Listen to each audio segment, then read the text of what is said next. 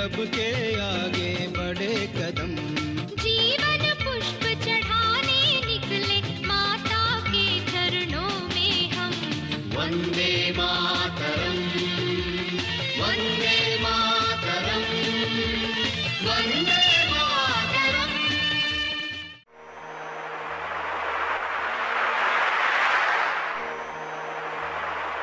जय हिंद, वंदे मातरम, भारत माता की जय। आज हम बात करते हैं एक ऐसे क्रांतिकारी की जिसके बोलने से, जिसके लिखने से अंग्रेज थर्राते थे। एक ऐसा क्रांतिकारी जिसको इतिहास में भुला दिया गया। सामने आप चित्र देख रहे हैं, महर्षि दयानंद का चित्र है। महर्षि दयानंद के जो अनन्य शिष्य थे, महर्षि दयानंद की विचारधारा के ऊपर चलने वाले थे, स्वदेशी की विचारधारा, स्वराज्य की विचारधारा। आज यदि हम महर्षि दयानंद की बात करें तो इस देश को पाखंड से मुक्त करवाने में महर्षि दयानंद का बड़ा योगदान है। महर्षि दयानंद ने केवल वेदों का उद्धार नहीं किया था, केवल गुरुकुलीय शिक्षा व्यवस्था को दोबारा से स्थापित नहीं किया था। महर्षि दयानंद ने केवल भारतीय लोगों के बीच से ढोंग आडंबर पाखंड का निर्मूलन नहीं किया था, बल्कि महर्षि दयानंद ने क्रांतिकारियों की एक ऐसी गंगा को प्रभावित किया था। महर्षि दयानंद उस गंगोत्री की तरह थे, उस पितामह की तरह थे, उस हिमालय के बड़े शिखर की तरह थे जिन्होंने बहुत से क्रांतिकारियों को खड़ा किया था। महर्षि दयानंद, उनके शिष्य स्वामी श्रद्धानंद बहुत बड़े क्रांतिकारी थे। श्यामजी कृष्ण वर्मा बहुत बड़े क्रांतिकारी थे। श्यामजी कृष्ण वर्मा की प्रेरणा से वीर सावरकर बहुत बड़े क्रांतिकारी थे। वीर सावरकर ने नेताजी सुभाष चंद्र बोस को आजाद हिंद फौज बनाने की प्रेरणा दी। भगत सिंह के दादा सरदार अर्जुन सिंह, जिनको दीक्षा देने का काम खुद महर्षि दयानंद ने किया था, महर्षि दयानंद ने किया था, तो सरदार अर्जुन सिंह बहुत बड़े क्रांतिकारी थे। सरदार अर्जुन सिंह के दोनों बेटे बहुत बड़े, तीनों बेटे बहुत बड़े क्रांतिकारी थे। भगत सिंह बहुत बड़े क्रांतिकारी थे। तो महर्षि दयानंद का इतना उपकार इस राष्ट्र के ऊपर है। इस राष्ट्र को सही मार्ग पर चलाना, इस राष्ट्र को क्रांति के मार्ग पर चलाने में महर्षि दयानंद का बड़ा योगदान है। और इसी प्रकार महर्षि दयानंद के शिष्य थे भाई परमानंद। आप में से मैं यदि बात करूं तो 100 में से 99 लोगों ने उनका नाम नहीं सुना होगा। उनके बारे में किताबों के अंदर पढ़ाया नहीं जाता, उनके नाम के कोई शिलालेख नहीं लगे हुए, कहीं उनके नाम की पट्टियां नहीं लगी हुई। ऐसे क्रांतिकारी भाई परमानंद जिनकी चर्चा आज करने की आवश्यकता है, जिन्होंने शहीद भगत सिंह जैसे क्रांतिकारियों को, जो लाला लाजपत राय के सहयोगी थे, श्यामजी कृष्ण वर्मा के सहयोगी थे, जो लाला हरदयाल के सहयोगी थे, जो वीर सावरकर के सहयोगी थे, जिन्होंने भारत ही नहीं भारत के बाहर अफ्रीका में जाकर भारतीय संस्कृति का, वैदिक संस्कृति का प्रचार प्रसार किया, यूएसए के अंदर जाकर, लंदन के अंदर जाकर भारतीय संस्कृति और क्रांति का प्रचार प्रसार किया, जिन्होंने गदर पार्टी की, गदर आंदोलन की नींव में रहकर काम किया। ऐसे भाई परमानंद को हम पूरे राष्ट्र की ओर से, पूरे पतंजलि योगपीठ परिवार की ओर से उनको स्मरण करते हैं, उनको नमन करते हैं। अंग्रेज भाई परमानंद जो लिखते थे, जो बोलते थे, उससे घबराते थे, उससे थर्राते थे। और भाई परमानंद जी के बारे में पंडित लेखराम जी, जो आर्य समाज के मूर्धन्य विद्वान हुए हैं, वो ये कहते थे कि ये जो भाई परमानंद हैं, इनके अंदर भय नाम की नस नहीं है। मतलब इनके मस्तिष्क में, इनकी साइकोलॉजी में ऐसा कुछ नहीं है कि ये डरें। ये कभी भी किसी भी भयानक से भयानक परिस्थिति में हार मानने वाले नहीं है, डरने वाले नहीं है। ऐसे भाई परमानंद को आज हम नमन करते हैं, उनको वंदन करते हैं। 4 नवंबर को उनकी जयंती है, 8 दिसंबर को उनकी पुण्यतिथि होती है। तो पूरा राष्ट्र उनको याद करे ना करे, उनके बारे में पुस्तकों में पढ़ाया जाए, पढ़ाया नहीं जाता तो कोई बात नहीं, आज हम उनको नमन करेंगे, वंदन करेंगे। भाई परमानंद आर्य समाज के वैदिक धर्म के प्रचारक थे, साहित्यकार थे, साहित्य मनीषी थे, शिक्षाविद थे। अंग्रेज इतने घबराते थे कि उनकी पुस्तकों के ऊपर छपने से पहले बैन लगा देते थे, उनकी पुस्तकों के ऊपर बैन लगा देते थे। और कुछ पुस्तकों के ऊपर तो जो बैन लगाया गया वो आजादी के बाद भी चलता रहा। शहीद भगत सिंह को, सुखदेव को, पंडित राम प्रसाद बिस्मिल को, करतार सिंह सराभा जैसे युवाओं को प्रेरणा देने का काम भाई परमानंद ने किया था। भाई परमानंद जी ने उस समय 1901 के आसपास एमए की थी। आप समझ सकते हैं कि 1901 के आसपास, आज से 125 साल पहले, जब कोई 10वीं पास बहुत बिरला व्यक्ति करता था, 12वीं बिरला व्यक्ति पास करता था, ग्रेजुएट कोई बिरला व्यक्ति होता था। उस समय एमए पास की थी। एमए पास करके भाई परमानंद चाहते तो बहुत ऐशो आराम की जिंदगी जी सकते थे, लेकिन भाई परमानंद ने ऐशो आराम की जिंदगी को ठोकर मारकर देश की सेवा करने का मार्ग चुना। भाई परमानंद ऐसे क्रांतिकारी थे जिन्होंने अंडमान निकोबार की काले पानी की यातनाओं को भी हंसते हंसते सहा था, और यातनाएं भी, काले पानी की यातनाएं भी उनके संकल्प को, उनकी क्रांति की विचारधारा को तोड़ नहीं पाई थी। भाई परमानंद की हम बात करें तो भाई परमानंद बहुत बड़े इतिहासकार और लेखक थे। भाई परमानंद ने बहुत सी पुस्तकें लिखी हैं भारत के युवाओं को जगाने के लिए, भारत के इतिहास के विषय में, यूरोप के इतिहास के विषय में, वीर बंदा बैरागी के विषय में, पंजाब के आंदोलन के विषय में, महाराष्ट्र के आंदोलन के विषय में, महाराष्ट्र के इतिहास के विषय में उन्होंने खूब पुस्तकें लिखी। और उन्होंने जो पुस्तकें लिखी वो पुस्तकें कोई जीविकोपार्जन के लिए, धन कमाने के लिए या केवल बुद्धि के लिए, अपना नाम करने के लिए नहीं लिखी, बल्कि उनका स्पष्ट उद्देश्य था कि हमें एक वैचारिक आंदोलन खड़ा करना है, हमें देश का और समाज का जागरण करना है, संस्कृति का जागरण करना है। ऐसे महानायक भाई परमानंद थे। भाई परमानंद को भाई उनके साथ टाइटल लगता था, उसकी भी हम बातचीत करेंगे। उनके जो जानने वाले लोग हैं वो उनको देवता तुल्य मानते थे। देवता तुल्य किस प्रकार से मानते थे कि उनकी पर्सनैलिटी ऐसी थी, उनकी शारीरिक मानसिक संरचना ऐसी थी कि वो हुतात्माओं के, बलिदानियों के भी प्रेरक के रूप में थे। लोग उनको देवताओं की श्रेणी में, उनकी पर्सनैलिटी ऐसी थी कि वो उनको देवताओं की श्रेणी में रखते थे। स्वतंत्रता संग्राम के केवल सेनानी नहीं थे, बल्कि वो एक क्रांति दृष्टा थे, युग दृष्टा थे। वो अपने लक्ष्य की प्राप्ति के लिए शस्त्र और शास्त्र, कलम और पिस्तौल को कैसे प्रयोग किया जाए, इसका बहुत अच्छे से इस्तेमाल करना जानते थे। अपनी लक्ष्य की सिद्धि के लिए मन को, शरीर को, बुद्धि के उपयोग को किस प्रकार से हम करें, इसके बारे में बहुत अच्छे से भाई परमानंद जानते थे। भाई परमानंद को देवता क्यों कहा जाता था, देवता के तुल्य कैसे कहा जाता था? भाई परमानंद एक बार जब अफ्रीका में वैदिक धर्म के प्रचार प्रसार के लिए गए हुए थे, तो अफ्रीका में वैदिक धर्म के प्रचार प्रसार के लिए गए हुए थे, तो अफ्रीका के एक पिछड़े गांव में उन्होंने देखा कि एक छोटी सी बच्ची को शहद चुराने के आरोप में पेड़ से बांधा गया है, और उसके पेड़ के चारों ओर लकड़ियां रख के उसको आग लगाने की तैयारी कुछ अफ्रीकन लोग कर रहे हैं।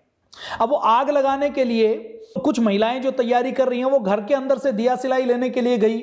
भाई परमानंद ने जब देखा कि एक बच्ची रो रही है, पेड़ से इसको बांधा गया है, उसने बच्ची से बातचीत की, तो बच्ची ने कहा कि मैंने शहद चुराया है, मुझे भूख लगी थी तो शहद चोरी की मैंने, और शहद चोरी करने के कारण गांव की ये जो दबंग लेडीज हैं ये मुझे जलाना चाहती हैं। भाई परमानंद ने उस बच्ची को खोल दिया, खुद उनके स्थान पर बैठ गए। जब वो महिलाएं आई तो ये कहा कि इस बच्ची का दोष नहीं है, इस बच्ची का दोष मैंने अपने सिर के ऊपर ले लिया, जो तुम इसको सजा देना चाहती हो वो सजा तुम मुझे दे दो। भाई परमानंद का यह वाद विवाद चल रहा था कि उन अफ्रीका की हबसी बस्ती का कोई प्रमुख, वहां का जिम्मेदार व्यक्ति आया। उसने देखा कि ऐसे ऐसे ये भाई परमानंद के साथ महिलाएं लड़ाई कर रही हैं, तो उसने सारी बात का पता लगा तो उन्होंने भाई परमानंद को उन महिलाओं से छुड़वाया। उस समय भाई परमानंद के साथ विलियम नाम के एक ईसाई अंग्रेज होते थे, जो दक्षिण अफ्रीका में उनकी दोस्ती उनके साथ हो गई थी। तो वो विलियम, जो भाई परमानंद से थोड़े पीछे रह गए थे, वो उनके पास आए, और उनके पास आकर जब उन्होंने देखा कि ये वैदिक धर्म का प्रचारक, भारतीय संस्कृति का प्रचारक इतनी भावना रखता है, इतनी दयालुता रखता है कि एक बच्ची के जान बचाने के लिए खुद अपनी जान देने के लिए तैयार हो गए, तो भाई परमानंद का ऐसा प्रभाव था कि वो विलियम जो ईसाई था, उसने वैदिक धर्म की शिक्षा ली, वैदिक धर्म की दीक्षा ली, और वो कट्टर आर्य समाजी बन गया। तो ऐसा व्यक्तित्व तो भाई परमानंद का था। तो भाई परमानंद के जानने वाले सारे लोग उनको देवता तुल्य कहते थे। भाई परमानंद 1947 तक जीवित रहे। भाई परमानंद की योग्यता ऐसी थी कि वो चाहते तो भाई परमानंद जैसे व्यक्तित्व तो देश का नेतृत्व कर सकते थे, देश को नई दिशा दिखा सकते थे। ये भाई परमानंद की हम जीवनी की बात करेंगे। सामान्य परिवार में भाई परमानंद का जन्म हुआ, लेकिन जो उनका कुल, वंश और खानदान था वो कितना ऊंचा था। आपने पंजाब में गुरु परंपरा की बात सुनी होगी। गुरु तेग बहादुर, सिखों के गुरु तेग बहादुर का नाम आपने सुना होगा। वो जब गद्दी के ऊपर बैठे तो बाबा परागा के पोते भाई मतीदास जी को उन्होंने दीवान नियुक्त किया। भाई मतीदास जी को उन्होंने अपना दीवान नियुक्त किया, और धर्म की रक्षा के लिए गुरु तेग बहादुर जी ने जब बलिदान दिया तो उससे भी 4 दिन पहले उनके दीवान भाई मतीदास जी के शरीर को आरे से चीर दिया गया था धर्म ना बदलने के लिए। लेकिन भाई मतीदास इतने दृढ़ थे कि गुरु तेग बहादुर जी के साथ चलते चलते उन्होंने अपने संकल्प को डिगने नहीं दिया, हंसते हंसते अपने आप को बलिदान कर दिया और उसके बाद गुरु तेग बहादुर जी का बलिदान हो गया। गुरु तेग बहादुर जी के बाद गुरु गोविंद सिंह जी गद्दी के ऊपर आसीन हुए और आनंदपुर में उनकी सिख संगत की सारी सभा थी। उस सभा में उन्होंने कहा कि ब्राह्मण वंश में भाई मतीदास जी के वंश का कोई व्यक्ति यदि यहां पर है तो मैं उसको, वो सामने आ जाए, मैं उसको अपना दीवान बनाऊंगा, क्योंकि उनके गुरुदेव के भी जो दीवान थे वो मतीदास जी थे। उनकी घोषणा सुन के उनके वंश के गुरुबख्श सिंह जी उनके पास आए। गुरु गोविंद सिंह जी ने उन्हें अपना मंत्री नियुक्त किया और अपने गले से लगाकर कहा कि इनका और हमारा रक्त इस धरती पर मिलकर गिरा है, इसलिए यह हमारे भाई हैं, सगे भाई से भी बड़े भाई हैं। और उसके बाद भाई परमानंद जी के परिवार में भाई मतीदास जी से लेकर ये लगातार भाई गुरबख्श सिंह जी से लेकर लगातार ये परंपरा चल गई कि उनके नाम के आगे भाई लगाया जाता था। भाई का मतलब पंजाब में भाई जिनके सामने लगाया जाता है, इसका मतलब जिन्होंने अपना सर्वोच्च बलिदान देश की रक्षा के लिए, समाज की रक्षा के लिए दिया। क्रांतिकारियों की जब हम बात करते हैं तो एक गुमनाम क्रांतिकारी की और बात आती है, भाई बालमुकुंद जी। भाई मालमुकुंद जी भी क्रांतिकारी परिवार से, क्रांतिकारियों के वंशज थे। उन्होंने भी अपना सर्वोच्च बलिदान भारत माता की सेवा के लिए, भारत माता की स्वतंत्रता के लिए किया था। भाई बालमुकुंद जी के विषय में भी किसी ना किसी एपिसोड में हम चर्चा करेंगे। आज हम चर्चा कर रहे हैं भाई परमानंद जी के विषय में। तो उसी खानदान में भाई परमानंद जी का जन्म हुआ। 4 नवंबर 1876 को करियाला में भाई ताराचंद जी के घर भाई परमानंद जी का जन्म हुआ। इनकी माता जी का नाम मथुरा देवी था। भाई जी थोड़े से बड़े हुए तो चकवाल के स्कूल में पढ़ाई हुई। 14 साल के थे तो माता जी का देहांत हो गया। बचपन से ही बहुत प्रतिभाशाली थे, खेल में भी आगे रहते थे, पढ़ाई में भी आगे रहते थे, अपनी कक्षा का नेतृत्व करते थे और प्रतिभा बहुत अच्छी थी तो सारे शिक्षक उनका बहुत सम्मान करते थे। और पंजाब में उन दिनों आर्य समाज का बहुत प्रभाव था। भाई जी भी आर्य समाज के साथ जुड़ गए। आर्य समाज की क्रांतिकारी विचारधारा से, आर्य समाज के जो वैज्ञानिक दृष्टिकोण है उससे भाई जी बचपन से ही जुड़ गए। स्कूल में अध्ययन करते रहते, सत्यार्थ प्रकाश पढ़ते रहते, पंडित लेखराम जी के लेखों को पढ़ते थे, बहुत रुचि लेते थे। पंडित लेखराम जी को आपने नहीं पढ़ा हो तो जरूर पढ़िएगा, बहुत अच्छे विद्वान रहे हैं और उनकी लेखनी ने बहुत सारे विषयों को छुआ है। मिडिल की परीक्षा पास करने के बाद डीएवी स्कूल में आ गए। डीएवी स्कूल में पढ़ने के बाद धार्मिक ग्रंथों की भी शिक्षा दीक्षा ली, देश व समाज के बारे में जानकारी ली, भारत की गुलामी के बारे में उनको आर्य समाज से जानकारी मिली तो वो कट्टर आर्य समाजी बन गए और उन्होंने संकल्प ले लिया कि देश के लिए बड़ा काम करना है। मैट्रिक की परीक्षा पास की तो उनके मन में संकल्प हुआ कि अब मुझे देश और समाज के लिए अपना जीवन देना है, तो वो वैदिक मिशनरी बनने की भावना से वैदिक मिशनरी बन गए। मैट्रिक के बाद कुछ समय तक प्राइमरी स्कूल में मुख्य अध्यापक के रूप में रहे। उसके बाद डीएवी स्कूल से जुड़ गए और डीएवी स्कूल से जुड़कर डीएवी के मुख्य अध्यापक बन गए। उसके बाद उन्होंने 1902 में पंजाब विश्वविद्यालय से एमए की परीक्षा पास की। अब 1902 में कितने लोग एमए की परीक्षा पास करते होंगे, और जो लोग एमए की परीक्षा पास करते थे, जिनके भाई परमानंद जैसा मस्तिष्क था, उनको अंग्रेजों की सरकार हाथों हाथ हजारों रुपए की नौकरी के ऊपर, सैकड़ों रुपए की नौकरी और सुविधाओं के ऊपर रखते थे। लेकिन भाई परमानंद जी का त्याग देखिए कि केवल 75 रुपए में वो डीएवी की सेवा करते थे, लेकिन वो अंग्रेजों की कोई गुलामी की, कोई बड़ी ऐशो आराम की नौकरी करने के लिए तैयार नहीं थे। फिर भाई परमानंद जी का विवाह कर दिया गया परिवार के दबाव में, तो उनका विवाह रावलपिंडी के जो बड़े जमींदार थे, जिनको रायजादा की उपाधि मिली हुई थी, किशन दयाल जी की सुपुत्री भागसुदी जी के साथ हुआ। अब रायजादा किशन दयाल जी हैं, उनकी जो सुपुत्री भागसुदी है, जो उनकी पत्नी है, वो बहुत ऐशो आराम में रही है, लेकिन वो भाई परमानंद जी के साथ जुड़कर वो भी आर्य समाज के वैदिक मिशनरी के कार्य में अपना योगदान देने लगी। भाई जी डीएवी में इतिहास तो पढ़ाते थे, इतिहास पढ़ाने के साथ साथ वो पूरे भारत में भ्रमण करके आर्य समाज का संदेश देते थे, गुलामी से कैसे मुक्ति प्राप्त कर सकते हैं इसका संदेश देते थे। तो भाई परमानंद जी की जीवनी का एक एक हिस्सा बहुत चिंतन करने लायक है, बहुत मनन करने लायक है। इस बीच दक्षिण अफ्रीका से यह डिमांड आई, पूर्वी अफ्रीका से, कि किसी अच्छे भजनोपदेशक को यहां पर भेजना है, आर्य समाज के प्रचारक को यहां पर भेजना है। तो भाई जी को डीएवी की ओर से, आर्य समाज की संस्थाओं की ओर से वहां पर प्रचार करने के लिए भेजा गया। और भारतीय संस्कृति के प्रति भाई जी की जो रुचि थी, उस रुचि के लिए विशेष रूप से महात्मा हंसराज जी ने उनको चुना और अक्टूबर 1905 में वो अफ्रीका में गए। अफ्रीका में जाने के बाद मैंने एक घटना का आपके सामने चर्चा की। उस घटना से वो अफ्रीका के लोगों के साथ उन्होंने बहुत गहरा जुड़ाव किया। जब वो डरबन में गए तो डरबन में उनकी गांधी जी से भेंट हुई, और गांधी जी से जब उनकी भेंट हुई तो भाई परमानंद जी का कद कितना ऊंचा है आप अंदाजा लगा लीजिए कि भाई परमानंद जी उस समय सोशल कामों में बहुत आगे हैं। गांधी जी ने अभी सोशल काम करने शुरू नहीं किए हैं, वो दक्षिण अफ्रीका तो गए हुए हैं, लेकिन दक्षिण अफ्रीका में अभी गांधी जी नहीं बने हैं।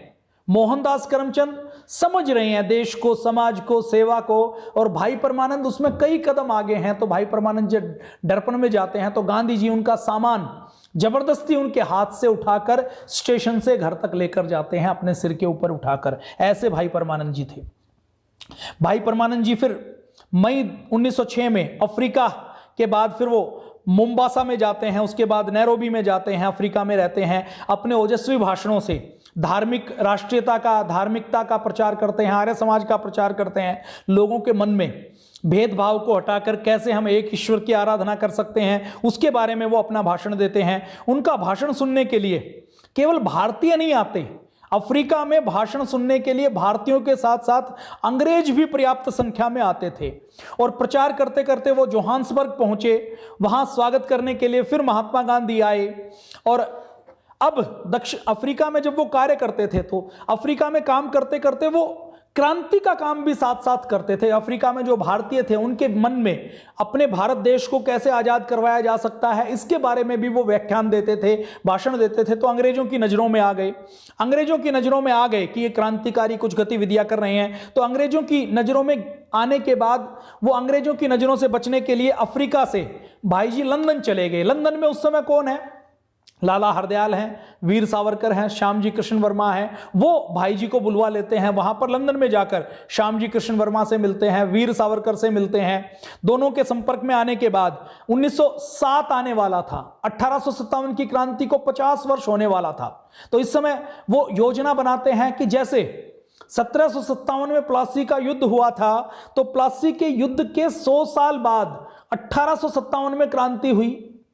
तो वीर सावरकर, श्यामजी कृष्ण वर्मा, लाला हरदयाल, लाला लाजपत राय जी भी उन दिनों वहीं आए हुए थे, स्वतंत्रता के लिए प्रचार प्रसार कर रहे थे। तो लाला लाजपत राय, ये सब मिलकर भारत की आजादी की दोबारा से योजना बनाते हैं। तो लंदन में इंडिया हाउस के नाम से एक हाउस है जहां पर क्रांतिकारी रहते हैं। श्यामजी कृष्ण वर्मा ने इंडिया हाउस बनाया था ताकि भारत के जो क्रांतिकारी आए वो कई महीनों तक वहां पर रह सकें, वहां पर उनके आवास और भोजन की व्यवस्था हो सके, और लंदन में आने वाले क्रांतिकारियों को, भारतीयों को क्रांतिकारी बनाया जा सके ताकि वो अंग्रेजों के पिट्ठू ना बने बल्कि देश को, समाज को बचाने वाले बने। इस उद्देश्य के साथ श्यामजी कृष्ण वर्मा, वीर सावरकर लगे हुए थे। और ये वीर सावरकर, भाई परमानंद, श्यामजी कृष्ण वर्मा का ही प्रभाव था कि मदनलाल धिंगड़ा एक बच्चा जो पढ़ने के लिए आया था, अंग्रेजों का पिट्ठू बनने के लिए आया था, उस मदनलाल धिंगड़ा के मन में ऐसे क्रांति के विचार बढ़े कि वो मदनलाल धिंगड़ा ने खड़े होकर करजन वायली को गोली मारने का काम किया, करजन वायली को उड़ाने का काम किया, भारत माता के अपमान को बदला लेने का काम किया। इधर वीर सावरकर, देखिए 1907 तक 1857 की क्रांति को क्या कहा जाता है कि ये गदर था, ये सिपाही विद्रोह था, ये कुछ खास चीज नहीं थी, ये तो ऐसे ही थोड़े से सिरफिरे लोगों ने हुड़दंग मचाया था, ये गदर था। तो वीर सावरकर अपनी लेखनी से 1857 की क्रांति को, 1857 को जिसको अंग्रेज गदर कहते थे, उसको क्रांति सिद्ध करने का काम किया था। तो लाला लाजपत राय जी भी उन दिनों में लंदन में थे। भाई जी लंदन पहुंचे और लंदन में सबने मिलकर होम रूल लीग की स्थापना की। होम रूल लीग का उद्देश्य था कि हमें संपूर्ण स्वतंत्रता प्राप्त करनी है।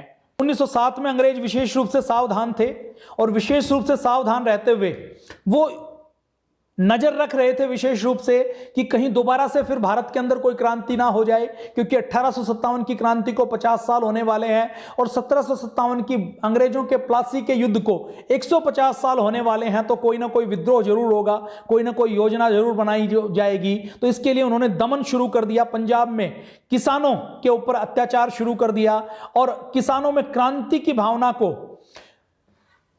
जगाने वाले लाला लाजपत राय जी को और अजीत सिंह को गिरफ्तार करके मांडले की जेल में भेज दिया गया।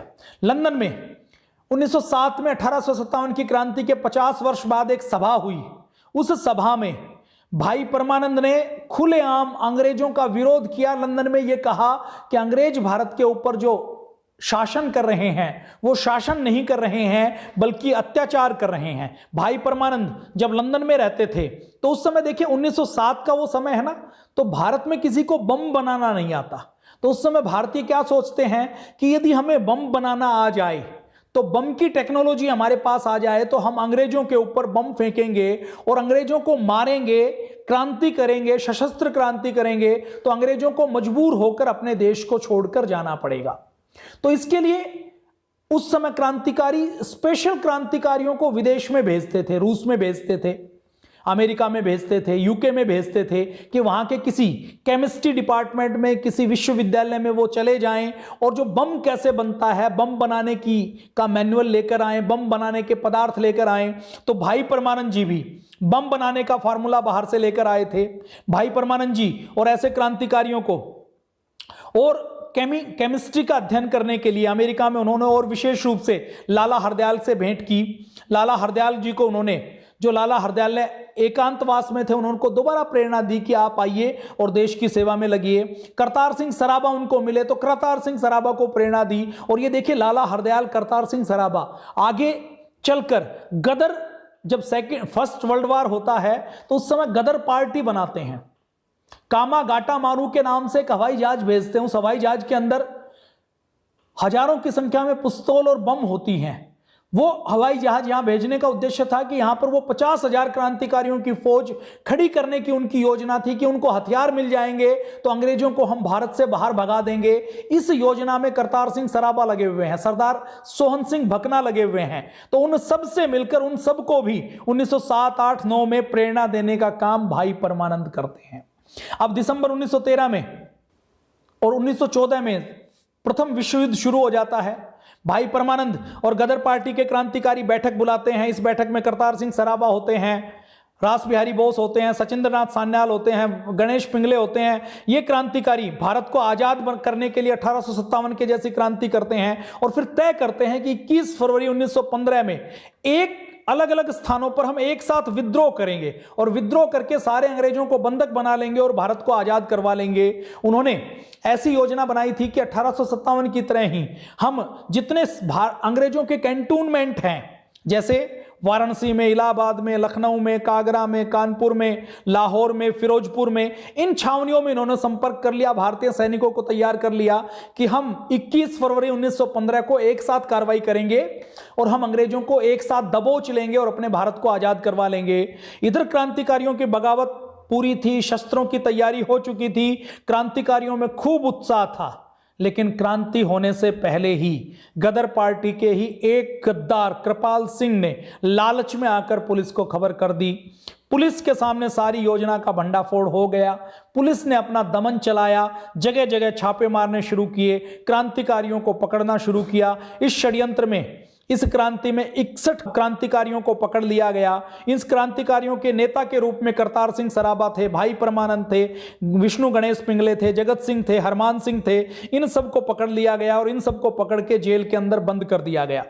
अब जेल के अंदर बंद करने के बाद अंग्रेजों ने ऐसे ही सुनवाई का नाटक किया और नाटक करने के बाद अंग्रेजों ने भाई परमानंद के साथ 24 लोगों को फांसी की सजा सुना दी। 15 नवंबर 2015 को फिर दोबारा जब लोगों ने अपना विरोध दर्ज किया कि इस प्रकार से नाटक करके ऐसे 24 क्रांतिकारियों को आप फांसी नहीं दे सकते, तो 17 व्यक्तियों की फांसी की सजा को माफ कर दिया गया और भाई परमानंद की फांसी की सजा को माफ करके आजीवन कारावास, काले पानी की सजा दे दी गई। काले पानी के बारे में हमने कई बार चर्चा की है वीर सावरकर की जीवनी में कि काले पानी को अंग्रेजों ने अंडमान निकोबार के ऊपर इसलिए बनाया था, वहां पर सेल्युलर जेल बनाई थी ताकि ऐसे क्रांतिकारी जो ब्रिटिश साम्राज्य के लिए खतरा हो, उनको यहां से, भारत से निकालकर उनको काले पानी की जेल में बंद कर देते थे। और काले पानी की जेल में किसी को एक बार भेज दिया जाता था तो वह जीते जी वापस नहीं आ पाता था। काले पानी की जेल के चारों ओर हजारों किलोमीटर तक केवल समुद्र था और उस समुद्र में कोई कूदकर जंगली जानवरों का भोजन बन सकता था लेकिन उस जेल को तोड़कर बाहर नहीं आ सकता था। काले पानी की जेल से मेनलैंड भारत से कोई संपर्क नहीं होता था। काले पानी में कोई परिजन मिलने के लिए नहीं जा सकता था और काले पानी के अंदर कोई कानून व्यवस्था नाम की चीज नहीं होती थी। वहां पर जो कैदी जाते थे उन कैदियों को अपने हाथ से नारियल की गिरी से कोल्लू के बैल की तरह जुतकर तेल निकालना पड़ता था, नारियल की रस्सियां बनानी पड़ती थी, हाथों की उंगलियों से खून निकलने लगता था, हथकड़ी बेड़ी लगाकर छत से लटका दिया जाता था, दीवार से बांध कर दिया जाता था, कई कई दिन तक क्रांतिकारियों को खड़े रखा जाता था, पीने के लिए पानी नहीं मिलता था, नहाने के लिए पानी नहीं मिलता था, समुद्र का खाना पानी पीने के लिए दिया जाता था, खाने के लिए रोटी नहीं मिलती थी, केवल चावल का मांड दे दिया जाता था। बुखार के अंदर भी अंग्रेजों के उस समय का जेलर कोड़े मारता था और कोड़े मारकर उनको मजबूर करता था कि चाहे तो मर जाओ लेकिन इस काले पानी की सजा से बाहर नहीं निकल पाएंगे। और काले पानी में जब कोई कैदी मर जाता था तो मरने के बाद उसको वहीं काले पानी के समुद्र में फेंक दिया जाता था, कोई सुनवाई उसकी होती नहीं थी। तो भाई परमानंद को काले पानी की सजा दी गई। काले पानी की सजा में देखिए जो जितने भी खतरनाक डकैत होते थे, खतरनाक से खतरनाक अपराधी होते थे, काले पानी की सजा के नाम से थर थर कांपते थे। काले पानी की सजा के नाम से उनको यह लगता था कि हमारी चाहे जान ले लो लेकिन हमें अंडमान की काले पानी में मत भेजो। और काले पानी में जिनको भेजा जाता था 2, 4, 10 दिन बाद, 1 महीने बाद उनकी हिम्मत ऐसी टूटती थी कि काले पानी के अंदर वो रोज के कष्टों को, यातनाओं को सहन नहीं कर पाते थे और जैसे ही मौका मिलता था वो समुद्र के अंदर छलांग लगा देते थे या अपने कपड़ों की रस्सी बनाकर फांसी खा लेते थे। उस काले पानी की सजा को भी भाई परमानंद ने हंसते हंसते झेला।